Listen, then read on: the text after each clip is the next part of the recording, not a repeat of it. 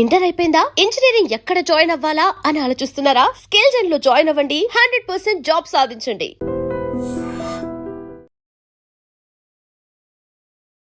నమస్కారం, welcome to I dream. ధర్మ మార్గం విత్ విజిత కార్యక్రమానికి స్వాగతం.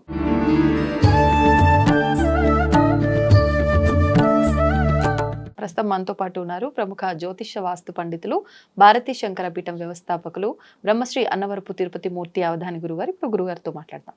నమస్కారం గురుగారు. పరమేశ్వరార్పణం. గురుగారు, ఒక్కొక్క లోహంతో తయారైన శివలింగంకి అభిషేకం చేస్తే ఒక్కొక్క రకమైన ఫలితం ఉంటుంది అని చెప్పి అంటూ ఉంటారు. ముఖ్యంగా ఈ అభిషేకాల విషయం కనుక వస్తే స్ఫటికంతో చేసిన శివలింగంకి మట్టితో చేసిన శివలింగం గురించి ఎక్కువగా మాట్లాడుతూ ఉంటారు. విశేషమైన ఫలితం ఉంటుంది అని కానివ్వండి, ఇలా రకరకాలుగా ఎక్కువగా ఈ రెండు శివలింగాల గురించే వింటూ ఉంటాం. అసలు ఎందుకని ముఖ్యంగా అంటే ఒక్కొక్క దానికి ఒకటి అయినప్పటికీ ఈ రెండిటికి ఎందుకు అంత ప్రాధాన్యత ఇవ్వటం జరిగింది? మూలం ఏంటో వివరించండి. మృత్తికే హనమే పాపం జన్మజాతిస్కృతం అనే ఒక మంత్రం ఉంది మట్టికి సంబంధించి. దీని గురించి చెప్పడానికి ముందు రెండు విషయాలు చెప్తాను. అలాగే అండి. ఒక ఆయన విపరీతంగా సంపాదించేశాడు, బాగా ఆస్తుపాస్తులు సంపాదించాడు. వాళ్ళ ఇంటికో వీళ్ళింటికి వెళ్తే గంట కూర్చోబెడతారు ఖచ్చితంగా. ఆ మనిషి చనిపోతే ఆ చనిపోయిన వ్యక్తిని మా ఇంటికి కాసేపు తీసుకురండి అని ఎవరైనా అంటారా? వాళ్ళ ఇంట్లోకే తీసుకెళ్లరు కదా. వాళ్ళ ఇంట్లో కూడా తీసుకెళ్లరు. మరి ప్రపంచం మొత్తం కూడా చనిపోయిన వాళ్ళందరూ కూడా ఎక్కడ అలా ఉండిపోతే మనం ఎక్కడ నడుస్తాం? నడవలేం. ఈ భూమి అనేటువంటిది అన్నిటిని కూడా మట్టిగా మార్చేసేసుకుంటుంది, తనలోకి నింపుకొని ప్రతిదీ కంప్లీట్గా మట్టిగా మార్చేసుకొని మళ్ళీ అన్నిట్లో కూడా శుద్ధి చేసేసుకుంటుంది. అందుకనే మృత్తికే హనమే పాపం అంటాం. మట్టి అనేటువంటిది అన్నిట్లకన్నా అత్యంత శ్రేయస్కరమైనటువంటిది. అన్ని లోహాలని కూడా తనలోకి ఇముడ్చుకుంటుంది, అన్ని లోహాలని తనలోంచే బయటికి ఇస్తూ ఉంటుంది. అందుకనే శివాభిషేకంలో మట్టికి చాలా విశేషమైన ప్రాముఖ్యత. అలాగే స్ఫటికం శుద్ధము అని అంటారు, శాంతి అంటారు, ప్రశాంతత అంటారు, స్వచ్ఛత అంటారు. స్వచ్ఛత అంటే చాలా ఇక ఏమీ ఎలాంటి దోషాలు లేనటువంటిది, స్వచ్ఛత కలిగినటువంటిది. ఏమీ కూడా అందులో ఇక మనకు దోషాలు కనిపించవు. అది స్వచ్ఛత. స్వచ్ఛతకి మూలం స్ఫటికం. శుద్ధ స్ఫటికం అనేటువంటిది ఇటు చూస్తే కనిపిస్తారు. అది స్ఫటికము అనగా నీటితో తయారవుతుందండి. ఓకే. నీరు పూర్తిగా మనం ఫ్రిడ్జ్లో పెడితే ఒక్కొక్కటి ఎలా అయితే గడ్డలాగా చేస్తూ ఉంటుందో అలా మైనస్ పూర్తిగా వాటి మీద ఒకదాని మీద ఒకటి ఒక చుక్క మీద చుక్క పది ఒక రాయిలాగా తయారైపోతుంది. అది దాంట్లోంచి స్ఫటికం వస్తుంది. మట్టి అనేటువంటిది పునర్జీవానికి మూలం. మట్టితో చేసేటువంటిది అర్చన పునర్జీవానికి మూలం. అంటే ఒక చెట్టుని మట్టిలో ఒక గింజ పెడితే మొక్క వస్తుంది, అదే మొక్క అదే వృక్షంలో మళ్ళీ చనిపోతుంది. కాబట్టి దేన్నైనా ఇచ్చేటువంటిది తీసుకునేటువంటిది భూమి, మట్టి. కాబట్టి ఒకటి పుట్టమట్టి అనేటువంటిది ఒకటి ప్రధానంగా చెప్తూ ఉంటాము.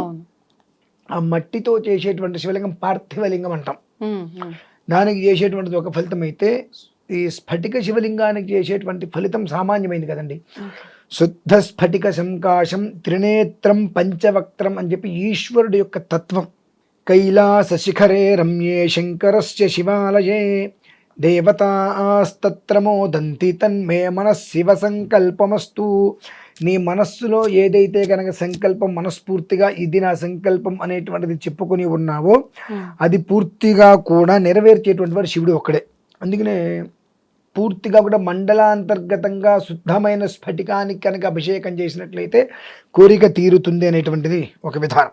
ఒక శివలింగానికి మనం అభిషేకం చేస్తేనే విశేషంగా ఫలితాలు ఉంటాయి.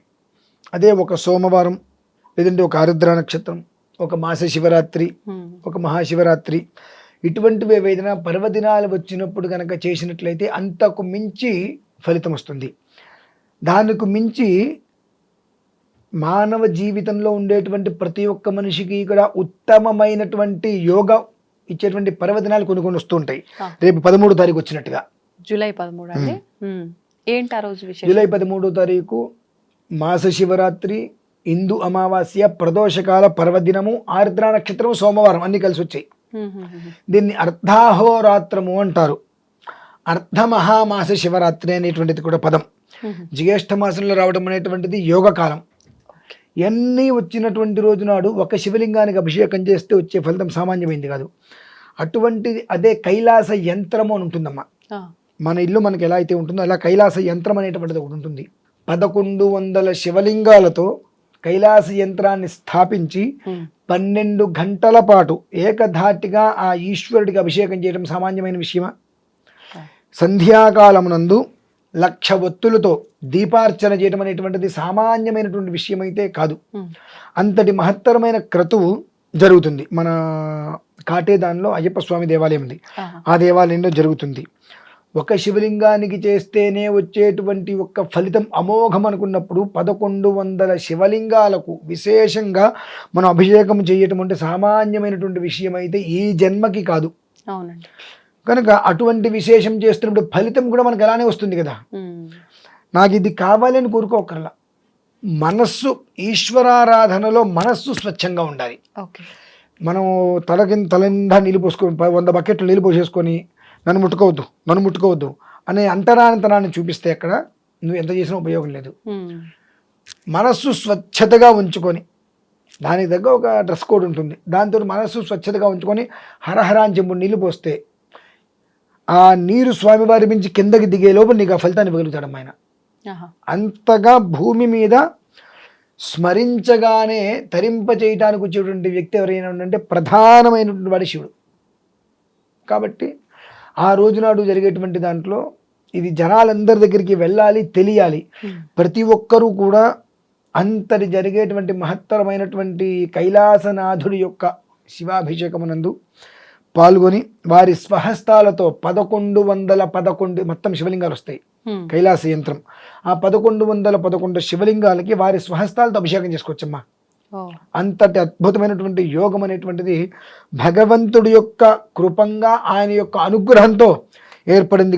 కనుక ప్రతి ఒక్కరూ కూడా సద్వినియోగం చేసుకుంటే చాలా శ్రేయస్కరమైనటువంటి విషయాన్ని అయితే నేను మన ఐడ్రీమ్ ఛానల్ తరఫున వ్యూవర్స్ అందరికీ, భక్తులందరికీ కూడా తెలియపరుస్తున్నాను. ఏ సమయంలో గురుగారు ఆ రోజున ఇదంతా కూడా? 13వ తారీఖు మధ్యాహ్నం 12 గంటలకి మొదలవుతుందమ్మా. అర్ధరాత్రి 12 గంటల వరకు 12 గంటలు ఏకధాటిగా అభిషేకం నడుస్తుంది. ఎంతమంది అయితే వస్తారో అంతమంది చేత ఆ శివలింగాలకి అభిషేకం చేయించడం జరుగుతుందమ్మా. అదే విషయం. ధన్యవాదాలు గురుగారు. పరమేశ్వర. And for more videos, please subscribe to iDream channel. Subscribe to iDream Media. Please subscribe to iDream. Please subscribe to iDream. Please subscribe iDream. And please subscribe to iDream. For more videos, subscribe to iDream.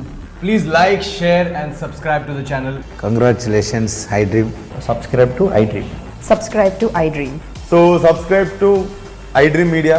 iDream ki iDream team andarki huge congratulations. Please subscribe iDream Media. Please subscribe to iDream. Subscribe iDream. Please subscribe to iDream. iDream అంటే నా కళల channel subscribe చేసుకున్న నోరు తిరుగుతలేదు, మీరైతే గంట గుర్తు కొట్టండి. For more such videos, please subscribe to iDream.